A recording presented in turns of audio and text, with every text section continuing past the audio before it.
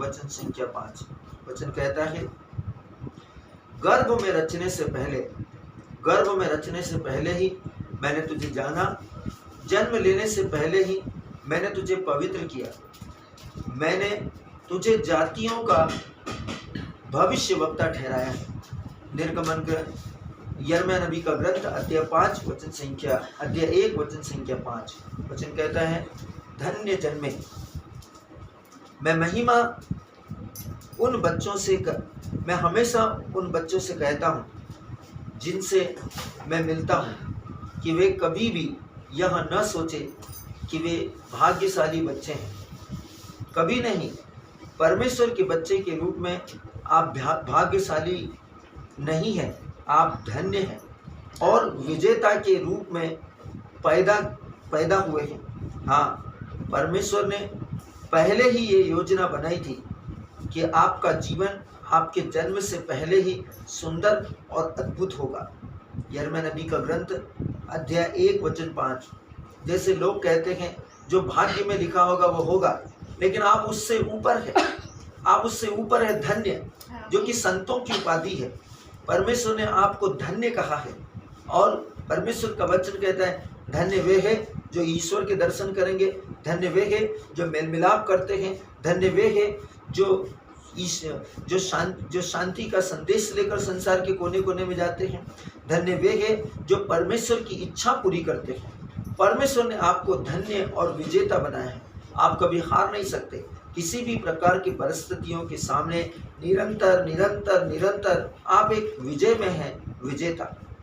तो आप समझ गए होंगे कि आपको खुद को भाग्यशाली क्यों नहीं मानना चाहिए। हमेशा अपने आप से कहिए, मैं भाग्यशाली नहीं, मैं धन्य हूँ। आप इससे कहीं बढ़कर हैं। आप परमेश्वर के अद्भुत परिपूर्ण धन्य होशियार कृपापात्र विशेष बच्चे हैं। इसे हमेशा याद रखें। परमेश्वर ने पहले ही उन लोगों के लिए योजना बनाई है जिनसे आप जीवन में मिलेंगे। हर व्यक्ति जिससे आप कभी मिलते हैं, ईश्वर ने उनके लिए भी योजना बनाई है और आप धन्य हैं जो ईश्वर की इस योजना को परमेश्वर के धन्य जीवन के साथ उन लोगों तक जिनसे आप मिलने वाले हो, उस जीवन को, उस योजना को लेकर जाते हैं। इसलिए आप लोगों से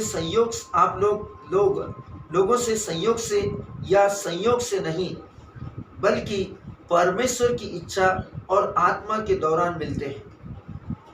ना ही आपके लिए अच्छी चीज़ें तैयार की गई है, क्योंकि आप धन्य पैदा हुए हैं। जैसे ही आप धन्य पैदा हुए हैं, जहाँ कहीं आप जाते हैं, आप जिस किसी वस्तु को छूते हैं, वह आपके समान प्रतिक्रियाओं को प्रकट करने लगती है, क्योंकि ईश्वर का दैवीय स्वभाव आपके द्वारा बहता है। बाइबल में यीशु ने यही कहा, यदि तुम आपस में एक दूसरे से प्रेम करोगे तो लोग जानेंगे कि तुम मेरे शिष्य हो। परमेश्वर ने कहा, परमेश्वर के शिष्यों का जो अनुग्रह है वो यह है, प्रभु यीशु मसीह ने प्रेरितों से कहा, राह चलते उपदेश दिया करो, स्वर्ग का राज्य निकट आ गया है। रोगियों को चंगा करो, मृतकों को जिलाओ, अंधों को आंखें दो, कोढ़ियों को शुद्ध करो और पाप में फंसे हुए लोगों को पश्चाताप का संदेश दो। प्रभु ने कहा, तुम्हें श्वेत में मिला है, श्वेत में दे दो, क्योंकि आप धन्य पैदा हुए हैं। परमेश्वर की जय हो और आप हमेशा ऐसे ही रहेंगे, आत्मा में दैवीय कामों को करते हुए। मैं धन्य हूँ और मुझ पर परमेश्वर की कृपा है। मेरे साथ और मेरे आसपास केवल अच्छी चीज़ें होती हैं। मेरा जीवन खुशियों से भरा हुआ है, क्योंकि मैं अनंत जीत के सही रास्ते पर हूँ और परमेश्वर के साथ फलदायी पंथा के साथ समृद्ध होता हुआ यीशु मसीह के नाम में आमीन। हालेलुया। आज दिन 21 अप्रैल सन 2025। हमारा आज का आरंभिक वचन 1 कुरिन्थी अध्याय 9 वचन संख्या 16 से लिया गया है। वचन में लिखा है, क्योंकि यदि मैं सुसमाचार सुनाऊं तो मुझे कुछ घमंड नहीं, क्योंकि यह तो मेरे लिए अवश्य है, और यदि मैं सुसमाचार न सुनाऊं तो मुझ पर हाय। पहला कुरिन्थी अध्याय 9 वचन संख्या 16। वचन का शीर्षक कहता है, ऐसा सोचो जैसे सब कुछ आप पर निर्भर है।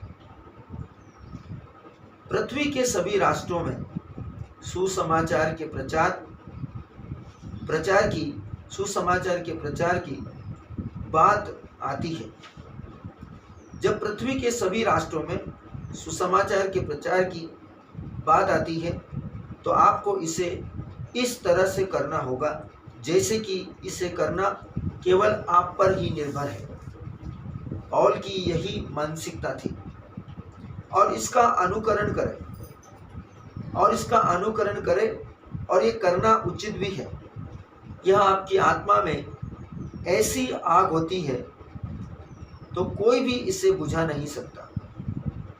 संत पौलुस की तरह कहेंगे, मेरे लिए यह आवश्यक है, हाँ यदि मैं सुसमाचार का प्रचार न करूं तो मुझ पर हाय।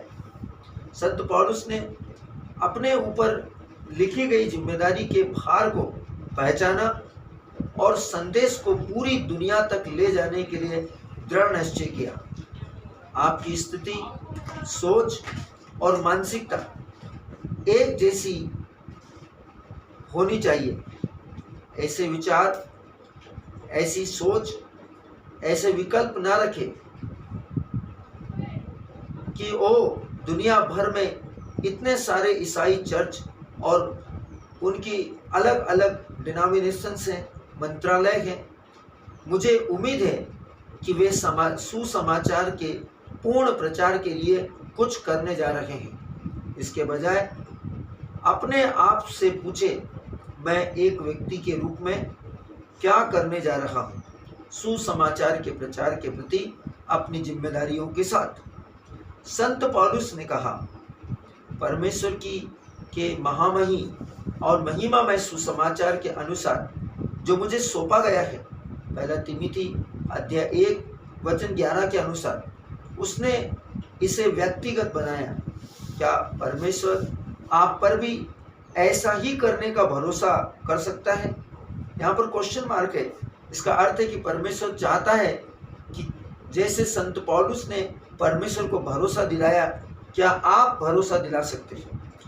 यदि उसने अपने दर्शन की पूर्ति आप पर छोड़ दी है, जो संत पौलुस के पास दर्शन था, उस दर्शन में जिसमें वो खुद कार्य कर रहा था, यदि उसने इसकी जिम्मेदारी आप पर भी छोड़ दी है, क्या आप पर भरोसा किया जा सकता है कि आप यह काम कर सकते हैं? इससे आपकी आत्मा को जीतने के बारे में अलग तरह से सोचना चाहिए, और यह भी कि आप उन लोगों से या उन लोगों के लिए कैसे मध्यस्थता करते हैं जिन्होंने अभी तक प्रभु को नहीं जाना है। यदि आप अपने देश, राज्य, शहर, पड़ोस आदि में अकेले ईसाई होते तो आप कैसे काम करते? क्या आप अलग करते या इससे बहुत अलग हटकर सोचते? क्या आप अपनी वर्तमान गति से चलते रहते या चुनौतियों का सामना करेंगे और अधिक करने की कोशिश करेंगे? अपने परिवेश में सुसमाचार के साथ कहीं अधिक प्रभाव डालने के लिए दृढ़ संकल्पित रहें। प्रतीक्षा न करें। आपको जो निर्णय लेने हैं उन्हें ले और उन पर तुरंत अमल करें। आत्मा जीतने और सुसमाचार प्रचार करने के लिए अपनी प्राथमिकताएं निर्धारित करें।